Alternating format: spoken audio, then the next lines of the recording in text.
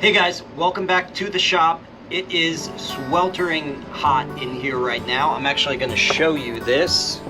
I'm not sure if I'm holding that in the correct place, but we are looking at just a hair below 90 degrees indoors right now.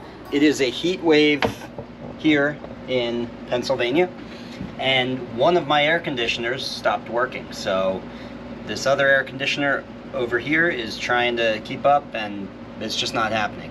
So I'm going to try to do this video kind of quick. I can already feel the sweat coming off of my forehead a little bit, and that's going to continue to get worse, and I will get sweatier and shinier as the video goes on. Anyway, what I want to do today is just kind of show you some of the wood that I'm prepping right now. It's a lot of Dalbergia, which means rosewoods, and some other things as well. And before we get to that, I'm going to answer your questions. So why don't we start there? Let's answer your questions. Okay. So the first question I have comes from Jeffrey Byers, and Jeffrey writes, "Great instruction video. Why don't you radius the underside of the bridge plate?" Well, that's a good question. So it actually doesn't matter too much either way. You can radius the underside of the bridge plate along with all the other braces. Honestly, it's going to put almost no radius on that little thin flexible piece anyway. But here's the thing, you really don't need to do it. The radiusing is for braces. Braces are what pull the plate into the radius that it has. Anything that is a graft rather than a brace, and the bridge plate is basically a graft.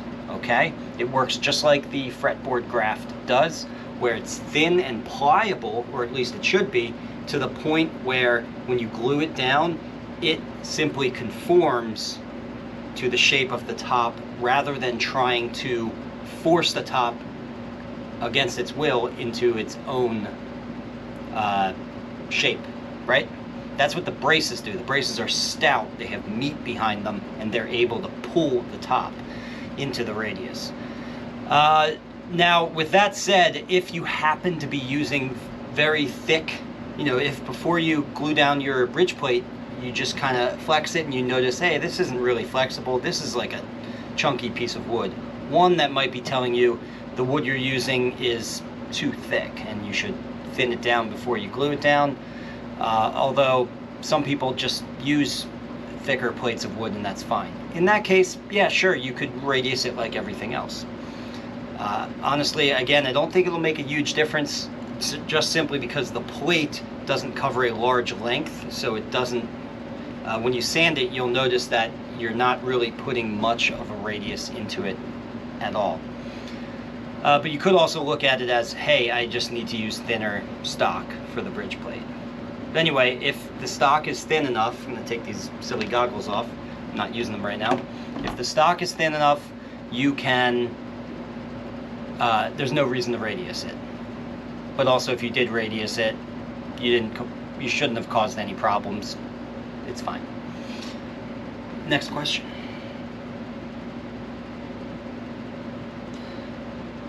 Okay, this one's from the Luthier's apprentice. Whose apprentice? I'd like to know. It's a question for you. The question for me is, Port Orford Cedar. Could this wood be used to make the neck for a medium scale, approximately 32-inch electric bass? As you know, electric basses are notorious for headstock dive. A lighter wood in the neck would be a plus. Can you recommend a supplier? Yes. So, yes, you can use Port Orford Cedar for an electric bass. It is similar to Honduran mahogany, and of course you can use Honduran mahogany for an electric bass. It has a really good stiffness to weight ratio, and it's very stable. So I don't see why. I say yes, you can use it, but sort of speculating here. I just don't see why you couldn't use Port Orford Cedar. But if some bass builders out there have a different take on it, that's totally fine. But I would say, yeah, if it's a great wood for guitars, it should be a great wood for an electric bass. I know the requirements as far as the tension that's on the neck are different, but still, there are only so many woods. There's only a small handful of them that have that world-class stiffness to weight ratio like Honduran mahogany does, and Port Orford cedar. Okay, so, he asked about a supplier. I just got, every time I've used Port Orford cedar, which is twice now, LMI, Luthier's Mercantile International. A lot of you guys are already very familiar with them. I have noticed that Port Orford cedar as neck blanks is somewhat rare and hard to find, so Luthier's Mercantile tends to have it most of the time. I haven't really seen it anywhere else. Okay, Russell Scott writes, one thing I've had problems with is using a random orbital on the top for two reasons. One, it can leave very small swirls on the wood that suddenly show when you apply finish. And two, it wears down the wood in the rosette at a different pace to the cedar tops. So you can end up with dips in the surface. I get around it now by doing it by hand with wooden blocks, which is, to say the least bit, it's a tad tedious. How come you don't have the same issues? Does your sander have a very solid face? What is it? Thanks, great video as always. Well, I want to address the last thing you said about the solid face. If you're having serious problems with swirl marks and just deep grit scratches that are, say, deeper than the grade of grit that you're using, or they seem like they're excessively deep, then you might have some issue with the, using cheap economical sanders with cheap pads, or cheap sandpaper as well that clogs easily, or maybe you're just not changing it enough or something like that. That's all there. Now, I will say though that what I do is actually similar, but maybe not to the same scale as what you're talking about that you do. So I just use the random orbital sander at the higher grits. I take it down to 120, and everything gets finished then by hand with 220 grit on a hard block and a soft block. I like to use both the hard block and the soft block to really get into all the low spots and just everywhere. And it evens out things, like you said, with the different densities of wood like you might have in the rosette as compared to the soft wood of the top. The hand sanding does a better job at dealing with those issues than the random orbital sander, as you pointed out. So what I recommend and what I do is I still use the random orbital sander, but then finish up with the 220 grit. And it's not excessively tedious at that point. If when you switch to the 220 grit, you still feel like you're just spending hours and hours sanding to get rid of those 120 grit marks, well then those 120 grit marks probably aren't 120. You probably do have some issue with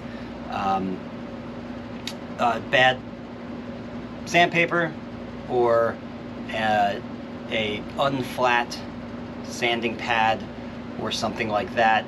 Issues that would come about from having a problem with the sander itself, a cheap sander or something like that.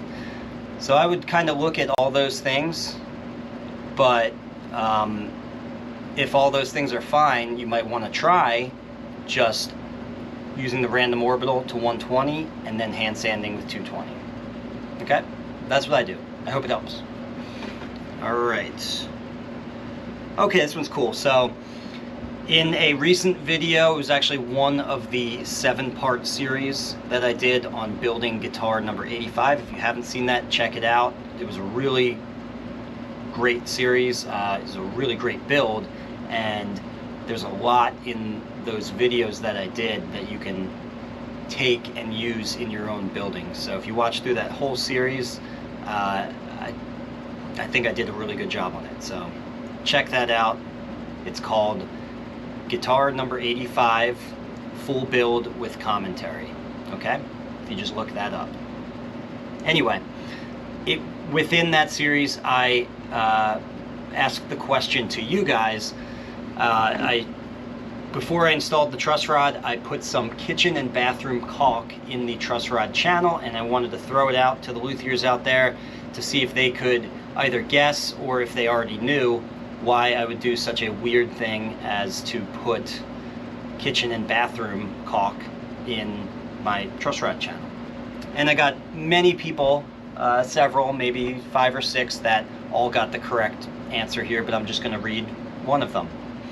Okay, so B Power wrote, "Great video, Eric. I really enjoyed this one. Great idea to fit the bridge to the soundboard. I may have to do that on the next build."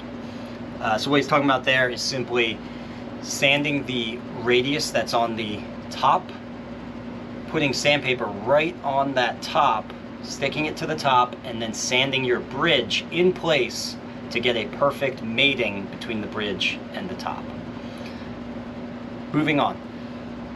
I assume the caulk, the kitchen and bathroom caulk, is to prevent any vibrations, and since it is kitchen and bathroom caulk, it stays rubberized and doesn't restrict the movement of the truss rod.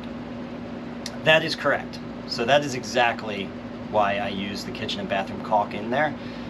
It's not my original idea. Honestly, I don't remember exactly where I picked that up, but I've been doing it for a long time, and it prevents the somewhat rare instance of getting a ghost vibration from the metal truss rod that's embedded in that channel, because that truss rod is only fixed at 2 points, at the 2 nut ends, and in the center of that truss rod, because it's adjustable, it's meant to be adjustable, it's actually loose. You have a loose piece of metal inside your guitar neck, so that's just a prime candidate for something like a ghost vibration. So we can prevent that by putting a nice little cushiony pillow along the bottom of that channel, and that would be that rubberized coating of kitchen and bathroom caulk. So yeah, great answer, and great answer everyone else who answered that correctly. Good job. Okay, we don't need to do that one. Okay, Jerry Koyman writes, "Great work. How did you make these radius dishes?" So my radius dishes, I don't make them, and I don't really recommend that you make them either. I just buy them. So they're not terribly expensive, and really the best way to make a radius dish is with a CNC machine, which I don't have, and a lot of you don't have, but some of you do, so that might be a fun project for you. So I just buy them. I think it makes sense. I have seen one very creative way of making radius dishes without the use of a CNC machine. Actually, there's 2, but I'll start with the one. And that's to, if you can picture this, you have a big flat board, and you put a variety of spacers on that board. Instead of calling them spacers, I'm going to call them shims. Okay, this will make more sense. You thickness these shims to different thicknesses based on the radius that you want. You put the thinnest one in the dead center, and then the next size of shim, you make a concentric ring around that center shim, so it's a little bit taller, and then another concentric ring of the next highest one, another concentric ring, and in the end, after you get all those concentric rings of ever higher shims, after you glue all those down, you then glue down a sheet of, say, 1/8 inch plywood, so nice flexible plywood, kind of like a guitar top is flexible. You glue that down to all those shims, and it creates a dish. Now, of course, there's a lot of special math you have to figure out there in order to know exactly where to put the shims and how much to thickness the shims. I don't know that math offhand, but wherever I saw that. Alright, so the camera quit on me there partway through answering your questions, so if I missed some of your questions, sorry about that. Show's got to go on here. I'm not going to try and go back through them after I answered them. It's a shame. But it happens. It's the reality of doing this kind of stuff.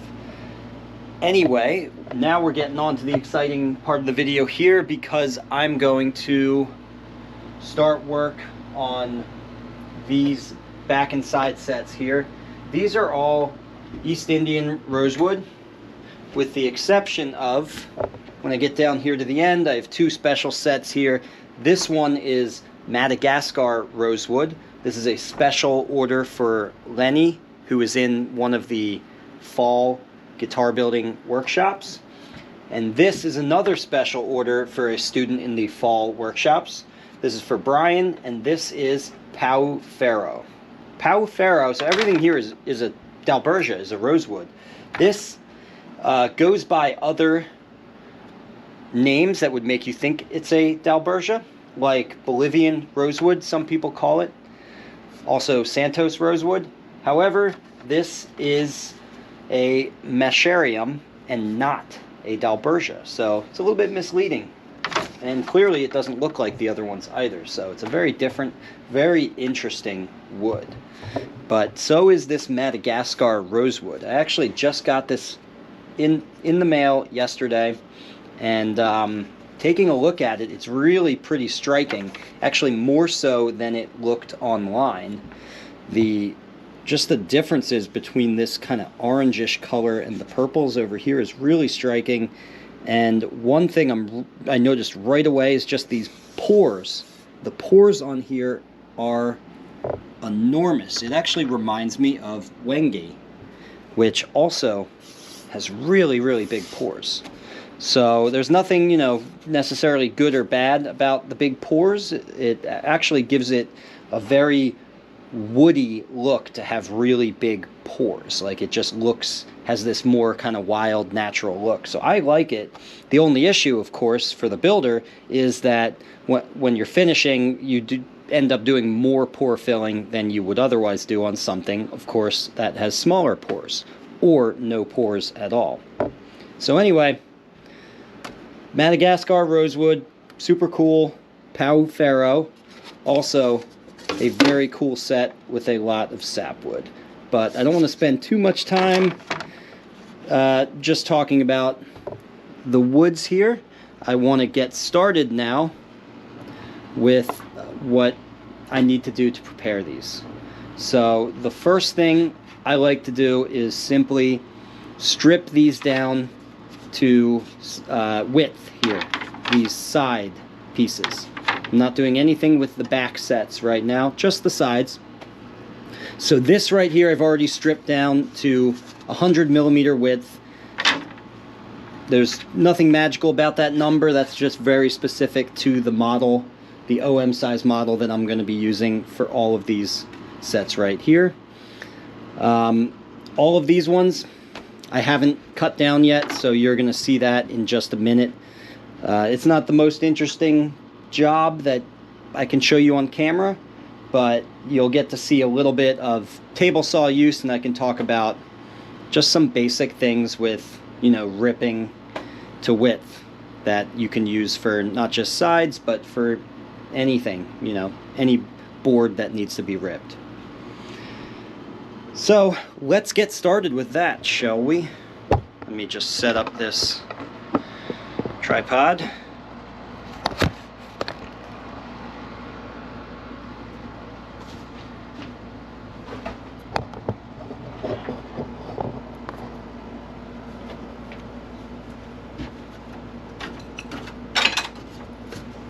Okay,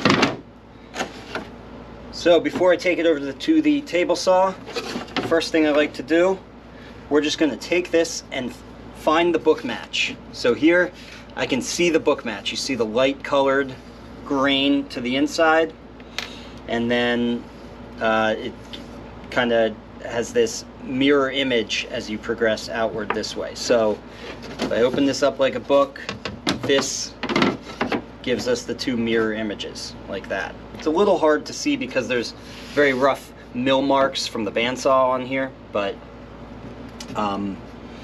trust me, I can see it here. I don't know how it's coming through on the camera. And the first thing I like to do is I'm just going to pick where the waste is going to be on this. That's W-A-S-T-E, waste as in scrap wood. What part of this is going to be thrown away. And Generally what I look for is in my sides is I like the grain to be really straight and not to run out as it approaches either end. Also, if there's any large knots or anything undesirable like that, I will also put that in the waist area. So this one is actually very straight all the way across. If anything, it's squirrely on the inside here, and it runs out, I can see, a little bit towards this end, like that. Okay, see those lines? So it's running out a little bit on that end. So I'm going to make the inside here.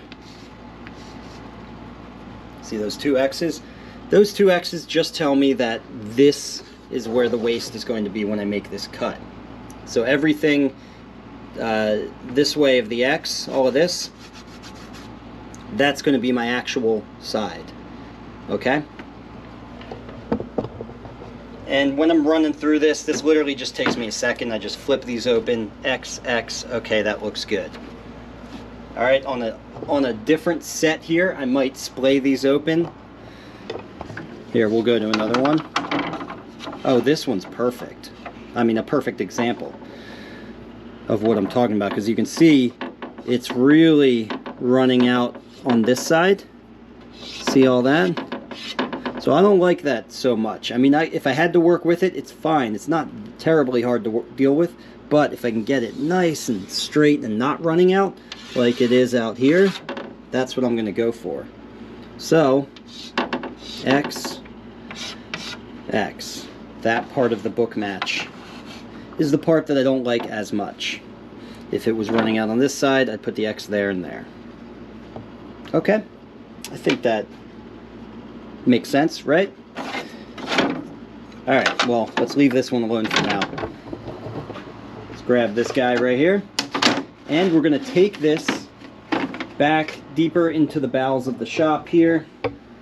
And I'm not going to get into this right now because we will talk about this as I fine-tune things up here, but for many of you longtime watchers, you may notice that some sort of massive remodel has happened here, and it has, so we'll get into that, just not today.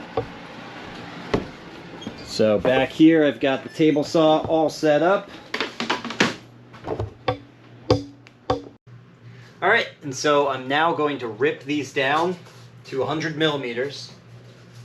And oh, let me just make one point, because I know this is going to come up in the comments somewhere, and the person who would ask this, they would be right in most cases. So a lot of people don't just do a straight rip on their side planks like this. They will actually cut the taper, because the guitar back always has a taper to it, and if you look at your plans, if you're using a set of plans for your build, you'll see that gentle taper in the guitar back.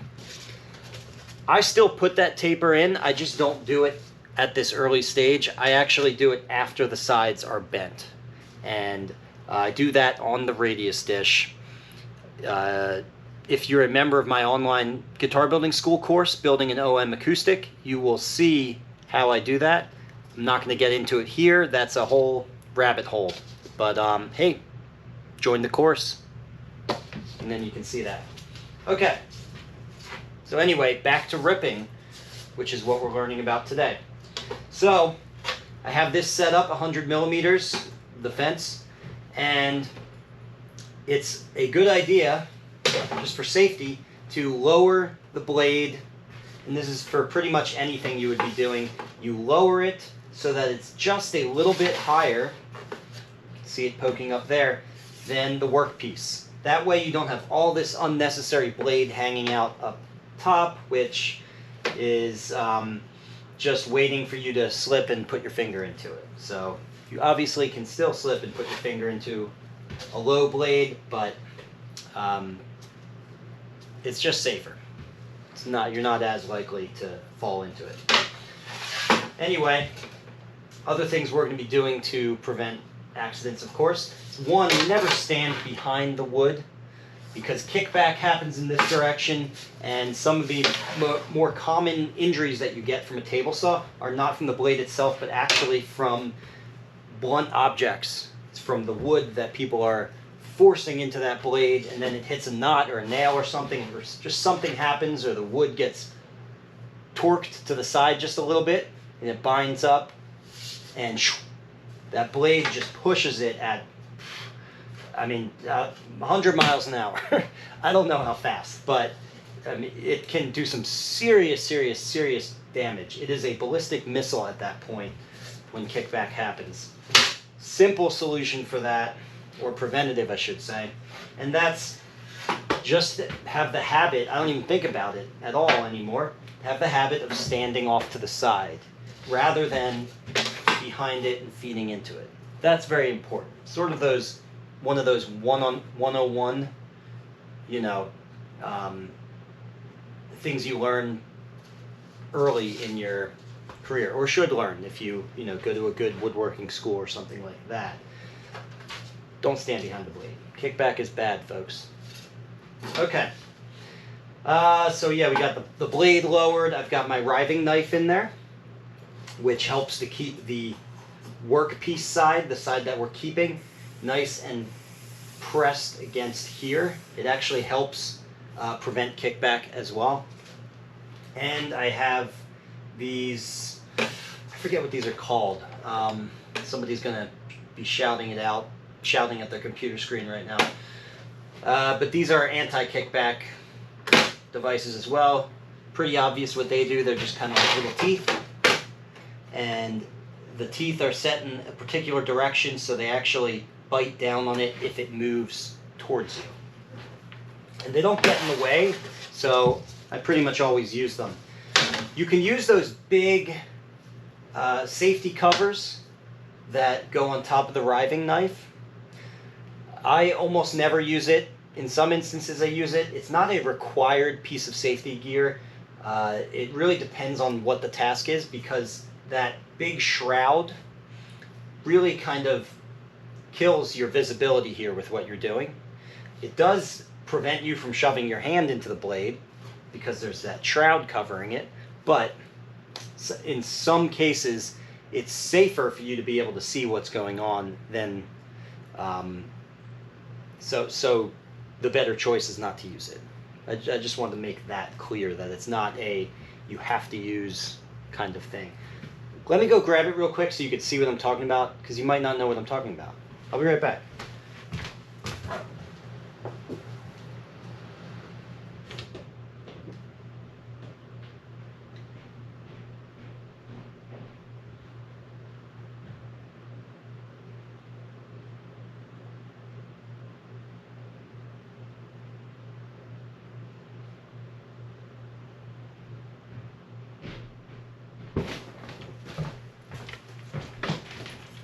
Talking about these things, okay? Almost any table saw comes with something like this, and that gets fastened onto here, and it's a nice protective thing. But again, it's all context based, depends on what you're doing, whether you use it or not. In this case I won't be using it. Alright, I think I've talked enough about the safety here. You will see me using a push stick, which is always a good idea. And my push stick is where... I'll be right back. I gotta go get my push stick.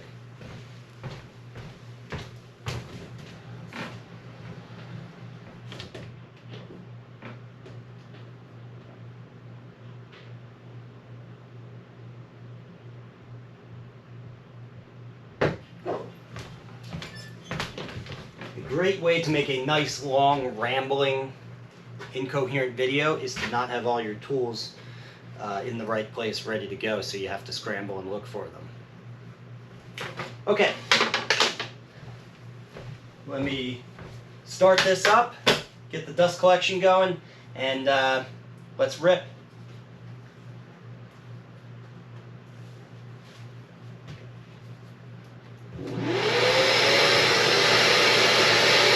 I got my X to the outside, because that's the waste.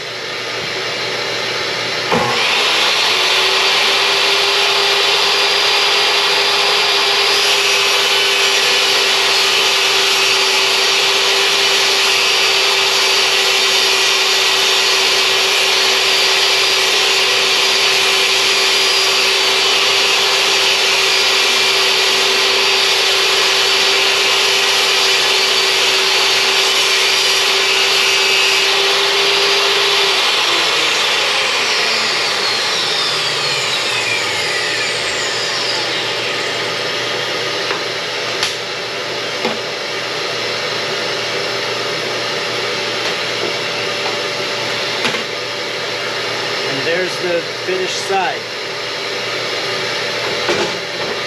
All right, let's do it the next one.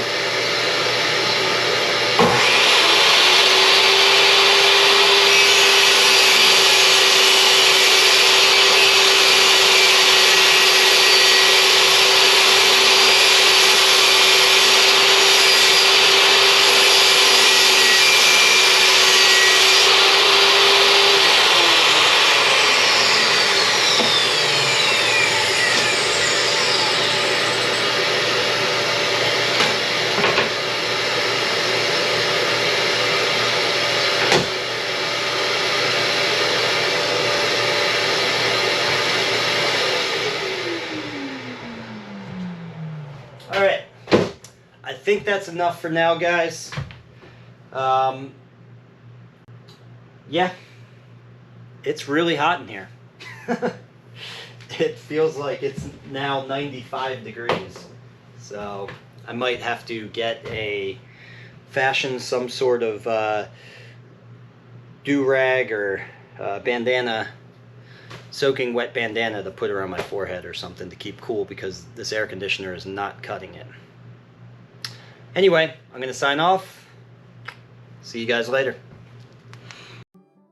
If you learned something here, please give this video a like and subscribe so you can be notified when I release a new DIY guitar making video. And if you want to really learn more, take one of my structured online courses at ericschaferguitars.com or register for a hands-on guitar building workshop here with me in Burnville, Pennsylvania.